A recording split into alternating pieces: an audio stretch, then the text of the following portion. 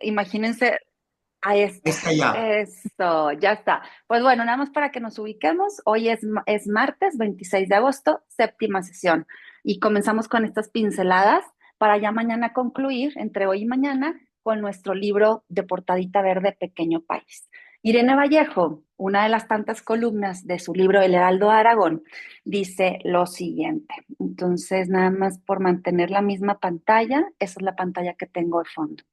Dice así, de buena tinta. Leer nos ayuda a hablar.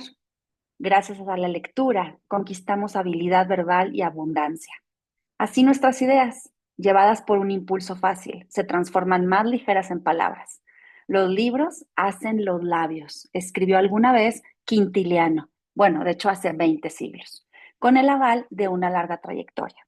Él trabajó durante 20 años en Roma como maestro de retórica, es decir, como experto en el uso de palabras poderosas. Su profesión le hizo comprender que en lo leído está el vocabulario de nuestras propias vidas, con el que se las contamos a los demás y nos las contamos a nosotros mismos. En el día a día, todos somos a nuestra manera narradores que pretenden convencer y encantar, y para eso, sin duda, necesitamos de los libros. El filósofo Séneca encontraba otras ventajas.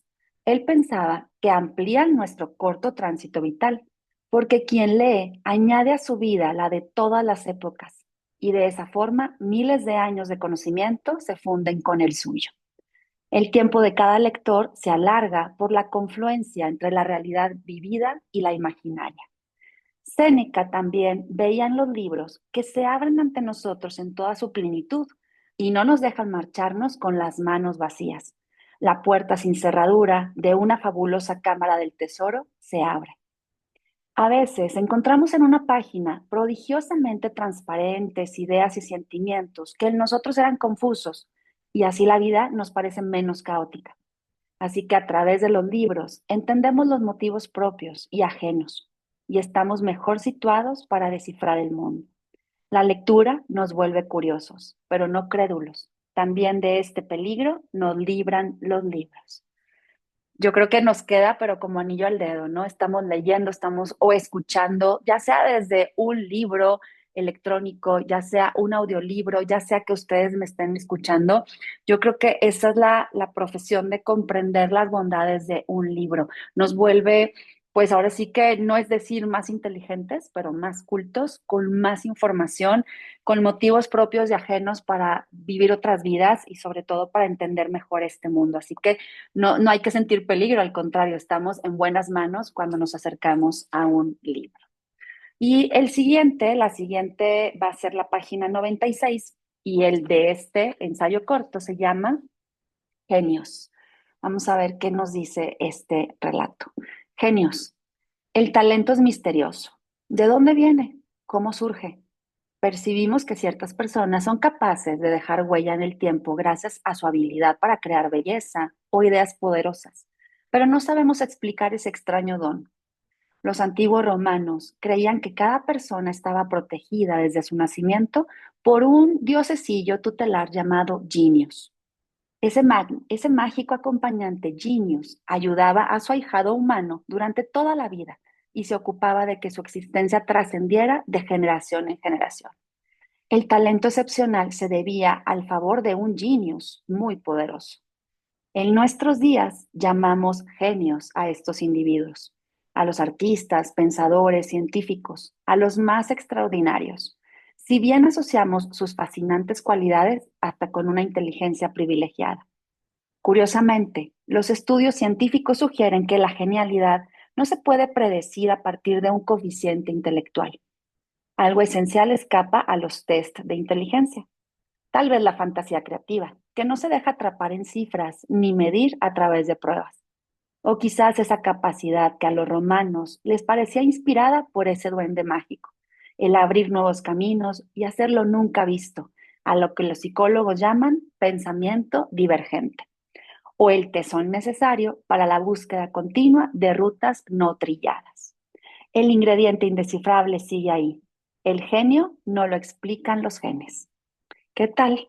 No caemos en un test, no caemos en un coeficiente intelectual alto, sino caemos en un pensamiento divergente, la creatividad, el pensamiento, lo curioso. Yo creo que la palabra que yo resaltaría en este artículo es genios, sería la curiosidad, donde no te quedas sentado esperando que venga a ti la información, sino todo lo que pasa a nuestro lado, a nuestro alcance, es motivo para sentir, oye, ¿qué más? Si yo aprendo, si yo le pico, si yo busco, si yo empiezo a identificar a qué se debe que esto se llame así o por qué opera de esta manera, yo creo que ahí empieza a despertar ese pequeño genius que está en nosotros, ese pequeño como duendecillo, ¿no? De la curiosidad. Entonces, dos temas importantes que con esto terminamos un poquito de los mismos artículos de Irene Vallejo que publica en el Heraldo de Aragón y nos vamos de lleno a recordar un poquito cómo estábamos y en qué etapa estábamos de pequeño país. Este chico, Gael Galle, músico, rapero, francés, bueno, radica en Francia. Yo no entiendo absolutamente nada del francés, pero veo sus publicaciones y es todo un artista muy reconocido y muy solicitado para eventos culturales, obviamente para eventos de racismo, de lucha contra el genocidio. Entonces siempre está como en testimonios o en eventos para hacer que su voz se siga escuchando, para seguirla como convocando, ¿no? Con la comunidad. Y si no está en un museo importante de Londres, está en su mismo país, en Burundi, está visitando, está haciendo bailes, música. Entonces me intriga entenderle, pero yo creo que también la misma foto me deja mucho de entendimiento, ¿no? La imagen es más clara a veces que el propio idioma. Y aquí nos habíamos quedado el miércoles pasado en que esta familia formada por, el papá no estaba invitado, pero estaba Ivonne, que es la mamá, los dos hijos, que es Ana y Gaby, y se estaban trasladando de Burundi hacia Ruanda para la boda del tío Pacific. El tío Pacific se había postulado para estar en el Frente Patriótico Ruandés, el FPR, ese frente que está conformado por todos los rebeldes, por todos los exiliados, por todos los refugiados que quieren volver a Ruanda y son capaces de dar su vida con tal de luchar y que vuelva la paz, a pesar de que suene lucha igual a guerra, ¿no? Entonces Pacific está en ese frente, él sabe que su vida corre peligro y está enamorado, se va a casar y pues te hace ese viaje para llegar como a un lugar peligroso. En la casa de la tía Eusebia están todos ya platicando y como ya habíamos escuchado, los niños no tienen ninguna invitación a esas pláticas de adultos. Entonces, ¿qué hacen? Bueno, niños se van a dormir, ¿no? La tía Eusebia tenía tres hombres y una mujer y en este caso Ivonne tiene a una niña y un niño, ¿no? Entre ellos Ana y el protagonista. Los mandan a dormir, pero Gabriel se mete ahí como entre la sala y en el pasillo y escucha la conversación.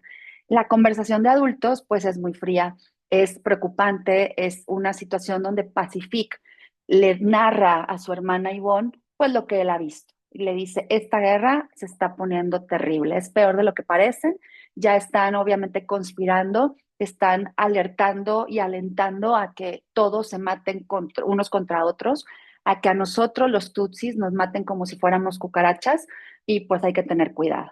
Entonces la boda se tiene que realizar pues para que quede como resuelto la protección para esta mujer, la futura esposa de Pacific y el bebé que viene en camino. Con ese panorama nos quedamos de qué tan distinto sería celebrar una boda cuando no hay una guerra, cuando tú estás feliz, cuando es un evento importante, cuando tú te reúnes y no vas con miedo en la frontera que te vayan a parar, que te cuestionen. Tú cruzas, llegas a al festín, a la fiesta, lo que sea el evento, y hay paz. Entonces, aquí no. Es una mirada, seguimos con esta mirada de Gabriel, de no hay paz. Como un niño lo escucho y veo a mi tío que se retira en una moto, se pierde en la noche, pero antes veo que él carga un arma en su cintura, ¿no? Entonces, ¿qué significará para un niño ver tan de cerca esa versión y ver tan de cerca un arma? Eso debe ser fríamente, pues ahora sí que triste, ¿no?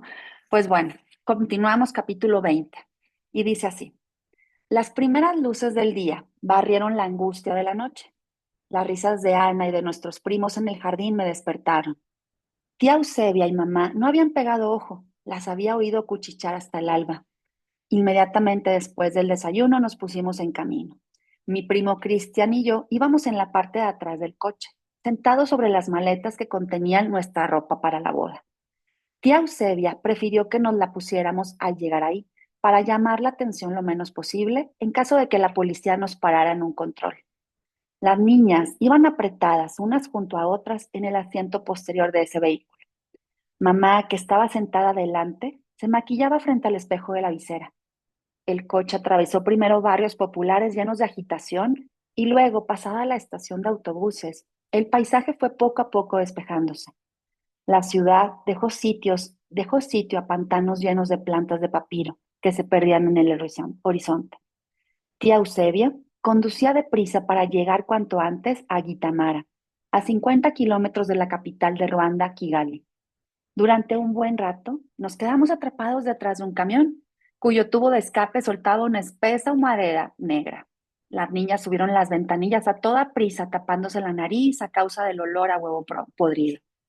En eso se encendió la radio del auto. Radio 106 FM, la radio divertida, Papahuemba. Dice, nada de estupideces, dijo la tía Eusebia. Apagó la radio de repente. Nadie hablaba. Aunque no veía el rostro de mamá, sentía su malestar. Miré a mi primo Cristian. ¿Qué pasa? Nada, nada. Es el locutor de la radio, lo que estaba diciendo. ¿Qué decía Cristian? Que todas las cucarachas deben morir. ¿Las cucarachas? Sí, las cucarachas. Usan esa palabra para hablar de nosotros, de los tutsis. Buenos días, madame, le dijo la persona que estaba en el turno de la revisión. Mientras hojeaba el pasaporte con expresión divertida, mamá no se atrevía a hablar. Continuó él. No creo que seas una verdadera francesa, le dijo a mi mamá. Nunca he conocido a una con una nariz como la tuya, ni con esa nuca. Y entonces le pasó la mano por el cuello. Ella no se movió, estaba tiesa de miedo. Tía Eusebia hablaba por su lado con el otro soldado, haciendo todo lo posible para disimular esa angustia. Le dijo mi tía, vamos a Gitarama, a visitar a un pariente que está enfermo. Y ahí quedó. Cuando llegamos por fin a casa de Jean, la novia, todavía estábamos en estado de shock, pero tía Eusebia nos pidió que no dijéramos nada para no aguar la fiesta. Perdón. Jean apareció entonces vestida de novia. Era alta, casi tanto como mi tío Pacific. Era una belleza cautivadora. Llevaba en las manos un ramo de hibiscus rosa que le ofreció Ana. Mamá se le acercó con dulzura, tomó su rostro entre las manos, le susurró algunas bendiciones al oído y le dio la bienvenida a nuestra familia. Después de ponernos nuestras ropas de ceremonia, nos dirigimos a pie al ayuntamiento. Tomamos un atajo, un estrecho sendero de tierra flanqueado por casitas de fango y adobe pegadas unas a otras. Yo abría la marcha con Cristian. Jan, la novia, y mi mamá iban del brazo, con cuidado para no resbalarse. La pista desembocó en la carretera principal que nos llevó a Butare. A nuestro paso, los mirones se volvían, las bicis se detenían, la gente curiosa salía de sus casas para observarnos. Las miradas eran insistentes, nos atravesaban, nos diseccionaban allí mismo. Nuestro cortejo era la atracción del lugar en ese momento. Vestido con un traje gris mal ajustado, apareció Pacific. Él ya estaba en la sala de ceremonias. Había recuperado su expresión ingenua y ligera. El funcionario del registro civil parecía tener prisa y estar un poco ebrio. Con voz monocorde, recitó durante largos minutos artículos legales que enunciaban los derechos y deberes de los esposos. En la sala municipal éramos pocos, solo la familia más cercana. Nadie sonreía. Algunos bostezaban o miraban hacia afuera, hacia los eucaliptos que se mecían bajo el sol. Pacific y Jean no ocultaron su emoción y parecían estar divertidos por ser ya marido y mujer. Tía Eusebia se alejó en eso de Jean, la novia, hacia el fondo del pequeño jardín y rezó algunas plegarias por ese niño que esperaba, poniendo la palma de las manos sobre el vientre de la recién casada. Todo el mundo se despidió, asombrado de separarse ya, sorprendido de haber celebrado una boda tan deprisa, casi a escondidas, nosotros seguíamos felices. Cristian y yo volvimos a nuestro lugar en el maletero del coche. Al cerrar la portezuela de mamá, mi tío Pacific se inclinó hacia el vehículo. Ya haremos una fiesta digna de ese nombre, y esa vez llevaré mi guitarra, nos dijo a todos. Claro, lo aprobamos a coro. Pero, ¿qué le ha pasado a esa luna, tía? Nada, un pequeño accidente sin importancia, respondió tía. Arrancó y maniobró para salir de ese estrecho patio. Antes de franquear el portón, me volví para decir adiós. Jean y Pacific estaban delante con sus trajes de boda tomados de la mano. Detrás de ellos, la familia de Jean permaneció inmóvil. La escena parecía una pintura, con aquella luz rosada del final de la tarde que los iluminó lateralmente. El vehículo se sacudía de un lado a otro mientras bajaba despacio por el caminito de tierra. Acabaron desapareciendo cuando se los tragó la pendiente. Y así termina este capítulo 20. Una boda inusual, una boda apurada, una boda, pues ahora sí que en un ayuntamiento sencillo donde llamaban la atención, donde no se podía demostrar ese grado de felicidad y pues qué angustia. Sí da una angustia de un momento tan feliz, siendo todo lo contrario, en un país, Ruanda. El capítulo 22 dice lo siguiente. Aquella mañana del 7 de abril de 1994, el timbre del teléfono sonó en vano. Papá no había regresado por la noche. Terminé por descolgar. Diga. Hola, ¿eres tu mamá? Gaby, sí, soy yo. Pásame a tu padre. ¿No está? ¿Qué? Hizo una pausa. Escuché su respiración. Ahora voy con ustedes. Como al día siguiente del golpe de estado, no había nadie en esta casa. Ni el empleado Proté, ni Donatien, ni siquiera el otro vigilante. Todo el mundo había desaparecido. Mamá llegó enseguida con su moto. Llevaba puesto el casco todavía cuando subió los escalones del porche de cuatro en cuatro para abrazarnos a Ana y a mí. Sus gestos eran febriles. Preparó té en la cocina y luego vino a sentarse al salón. Sujetaba la taza con las dos manos, soplando el vapor perfumado que emanaba de ella. ¿Vuestro padre suele dejarlos solos? Preguntó.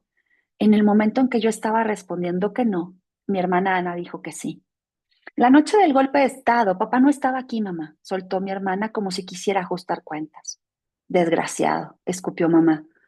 Cuando papá llegó y entró en el salón, no dio los buenos días a nadie. Parecía totalmente sorprendido de encontrarse a mamá sentada en el sofá.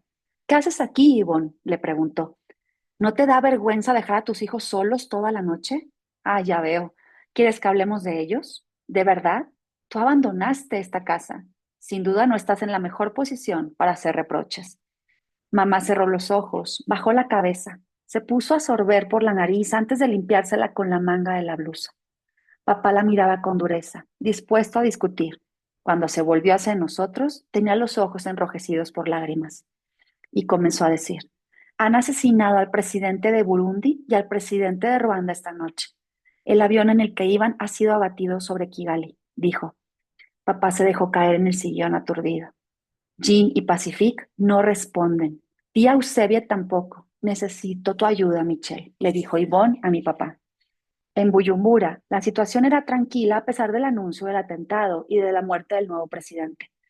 Papá contactó con los gendarmes de la Embajada de Francia, mientras mamá intentaba desesperadamente comunicarse con su familia en Ruanda. Al final de la tarde, tía Eusebia por fin respondió. Papá seguía la conversación por el auricular del teléfono. Ivonne, exclamó tía Eusebia. Ivonne, ¿eres tú? No, no estamos nada bien. Oímos la explosión del avión ayer por la noche. Unos minutos después, la radio anunció la muerte del presidente y acusó a los Tutsis de ser los responsables del atentado. Han llamado a la población Hutu a tomar las armas en represalia. He comprendido que esa era la señal para eliminarnos. No han tardado en poner barreras por todas partes, Ivonne.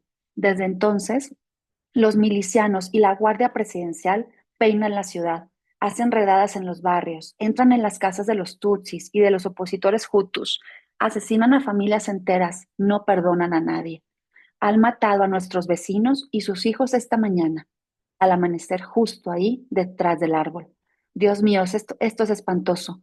Hemos sido testigos de su agonía sin poder hacer nada. Estamos aterrorizados, Ivonne, tirados en el suelo en el interior de la casa. Se oyen disparos de metralletas por todas partes.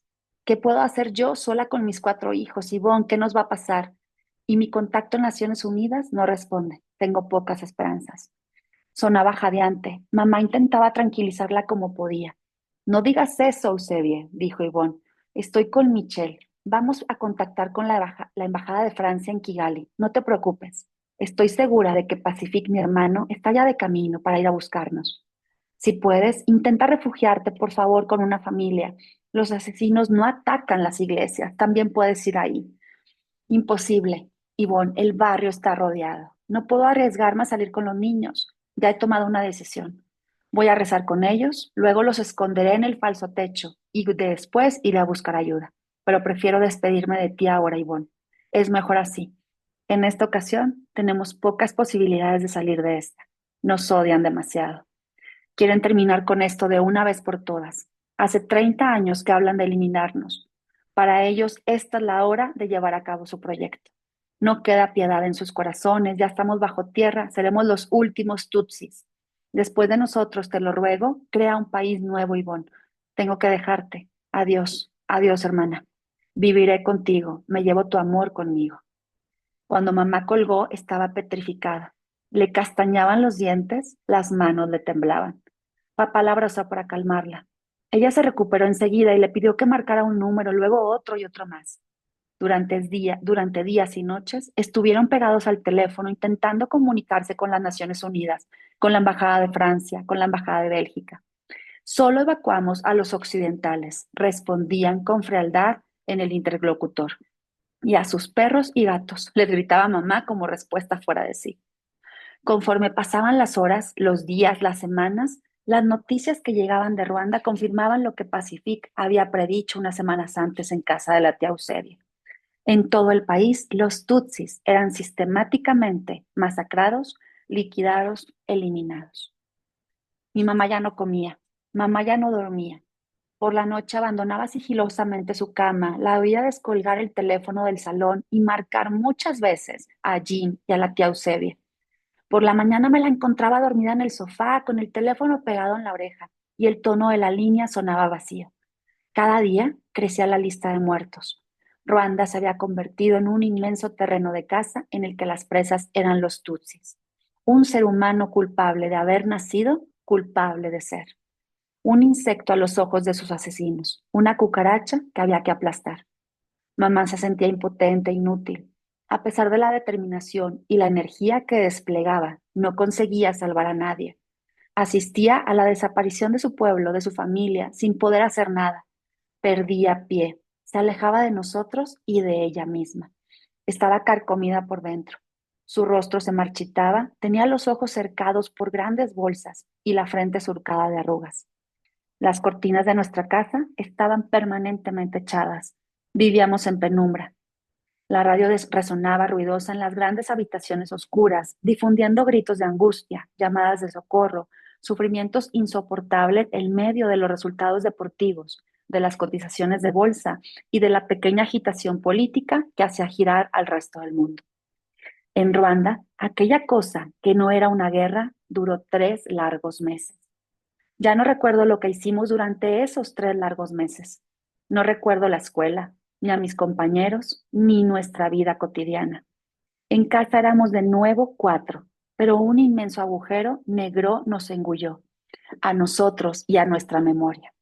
De abril a julio de 1994 vivimos el genocidio que se perpetraba en Ruanda a distancia, nosotros desde Burundi, entre 4 paredes al lado de un teléfono y de una radio. Las primeras noticias llegaron a comienzos de junio. Pacific llamó a casa de la abuela. Estaba vivo, pero no tenía noticias de nadie. Pero sabía que su ejército, el Frente Patriótico Ruandés, iba a apoderarse de Gitarama y creía que podría estar en casa de Jean esa misma semana. Esa misma información nos devolvió algo de esperanza. Mamá consiguió encontrar a algunos parientes lejanos y a unos pocos amigos. Sus relatos eran siempre terribles y su supervivencia algo milagrosa. El Frente Patriótico Ruandés ganaba terreno. Las Fuerzas Armadas ruandesas y el gobierno genocida estaban en desbandada, habían tenido que huir de la capital. El ejército francés lanzó una vasta operación humanitaria denominada Operación Turquesa, para de esa forma detener el genocidio y proteger a una parte del país. Mamá decía que aquel era el último golpe bajo de Francia que acudía en ayuda de sus aliados hutus. En julio, el Frente Patriótico Ruandés llegó por fin a la capital Kigali. Mamá, la abuela y Rosalí partieron de inmediato hacia Ruanda en busca de la tía Eusebia, de sus hijos, de Jean, de Pacific, de familias, de amigos, creyéndose seguros. Regresaban a su país después de 30 años de exilio. Habían soñado con ese regreso, sobre todo la anciana Rosalía. Querían acabar sus días en la tierra de sus ancestros, pero la Ruanda de leche y miel había desaparecido. Ahora era una fosa común a cielo abierto.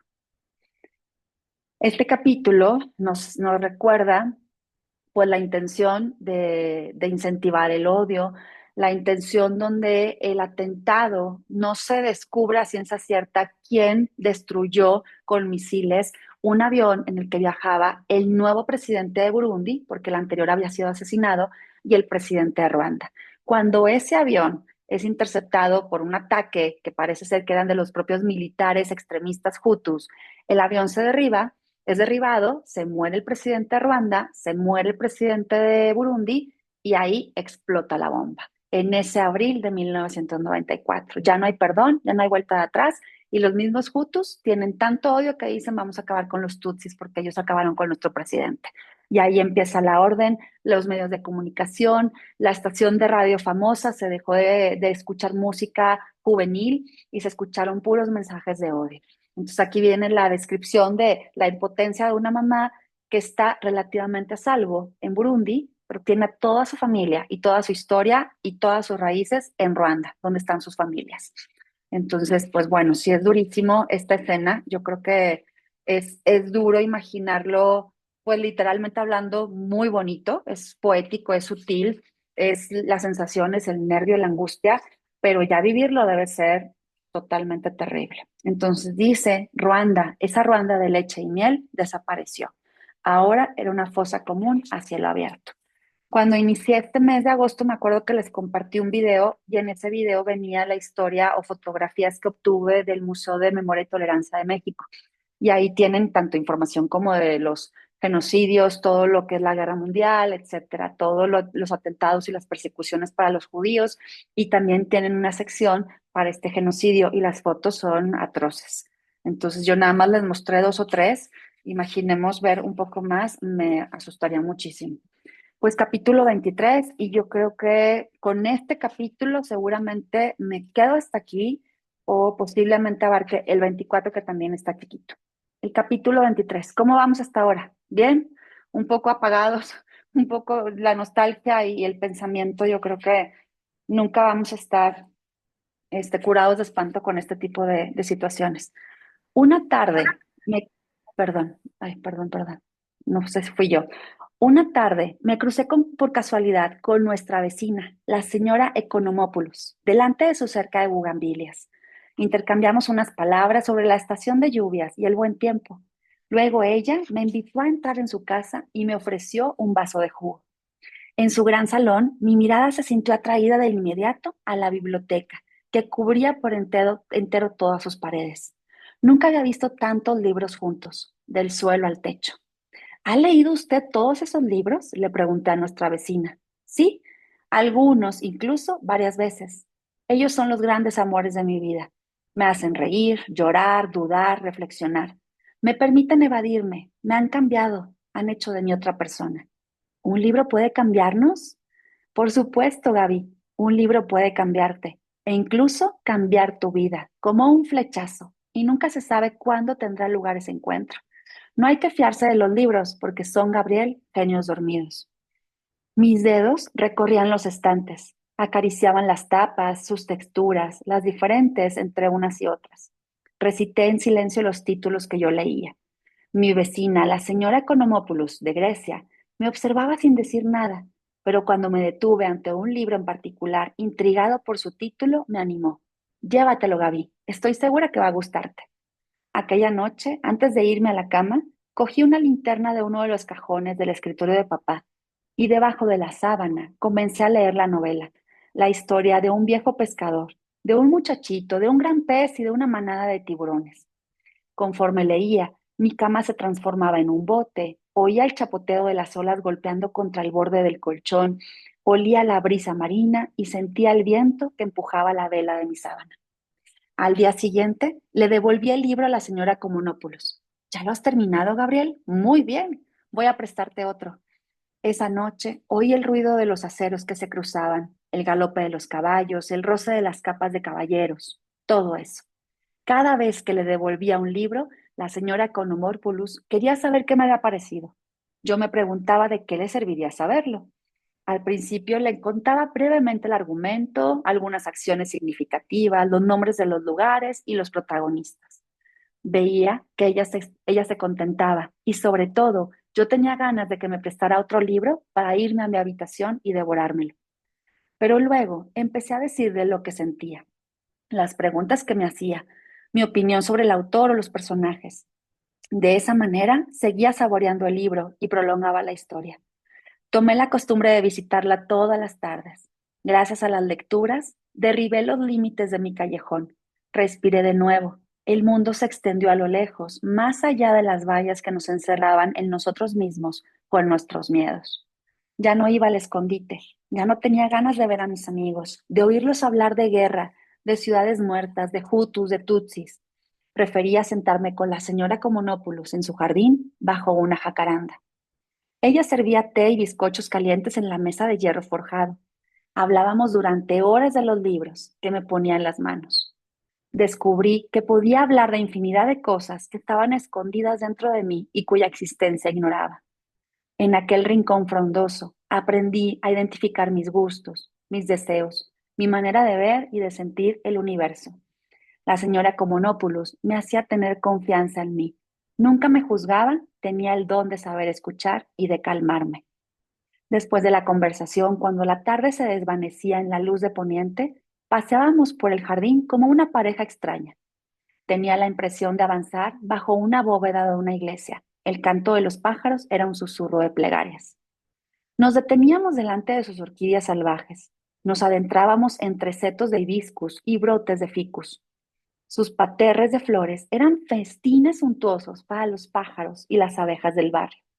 Yo recogía hojas secas al pie de los árboles para hacer con ellas puntos de libro. Caminábamos ella y yo lentamente, casi al ralentí, arrastrando los pies, perdón, arrastrando los pies sobre la hierba abundante, como si quisiéramos retener el tiempo, mientras que el callejón poco a poco se cubría de noche. Y como que siento que quedó muy bien este capítulo porque habla de los agobios que podemos olvidar a través de la lectura. Él tiene una vecina de nombre señora Colmonopoulos, una señora, ay, disculpen, déjenme bloqueo esto, ya. Ella tiene esta vecina Comonopoulos y es una gran lectora, una señora muy tranquila que mencionamos al inicio de la lectura, donde él, bueno, sus amigos junto con Gaby, se meten a esa casa para robar mangos, pero también tiene esa pequeña, pues amistad y ese misterio entre ellos dos, a pesar de ser tan distintos en edades, pues que los unió los libros. Esa magia de esta persona que ve que entre los ojos de Gaby y el alma de Gaby se pueden construir muchas historias y la magia fue a través del descubrimiento de grandes libros. Pues bueno, y nada más déjenme observar capítulo 24. Aquí me voy a quedar, vamos a terminar hoy un poquito antes para mañana abarcar el cierre de este libro. Entonces, hemos vivido momentos de una boda, de escondernos, de sentir que tu familia la quiere salvar, pero no tienes medios y no eres occidental, no te van a considerar en las embajadas de Francia o Bélgica para poderte rescatar. Entonces, la madre de Gabriel, de nombre Ivonne, pues está entre la espada y la pared. Y hay frases muy peculiares que Gabriel describe que es, aunque estemos los cuatro juntos, o sea, es decir, el papá Michelle, la mamá Ivonne, Ana y Gabriel, aunque estemos bajo un mismo techo, estamos perdiendo a mi mamá. O sea, mi mamá está con toda esa telaraña de información visual que le describió su prima Eusebia, pues obviamente eso la está como, pues la está llevando a la locura. Pues cómo no, ¿verdad? O sea, describir que tus vecinos están siendo asesinados sin cero tolerancia, sin ningún momento de diálogo, con pequeños, con hijos, con grandes, no importa la edad, ya no importa si eres Tutsi o Hutus, porque si tú eres un Hutus que se opone a esta matanza, también van a acabar contigo. Ni el lugar más seguro, ni siquiera la iglesia te puede asegurar que vayas a tener vida al siguiente instante. Fueron 3 meses crueles, aquí los narró, y después viene como la dosis de suavidad con la esperanza de la literatura, que la literatura no calle las atrocidades, que los libros permitan a través de las palabras seguir hablando de los demonios y de las crueldades que se cometieron.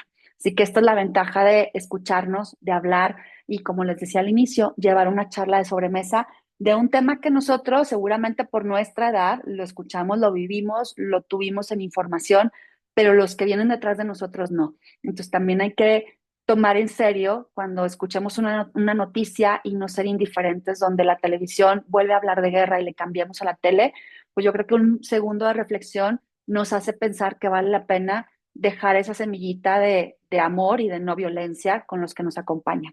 Y pues bueno, con esto me quedo. Pequeño país, capítulo en el que cerramos.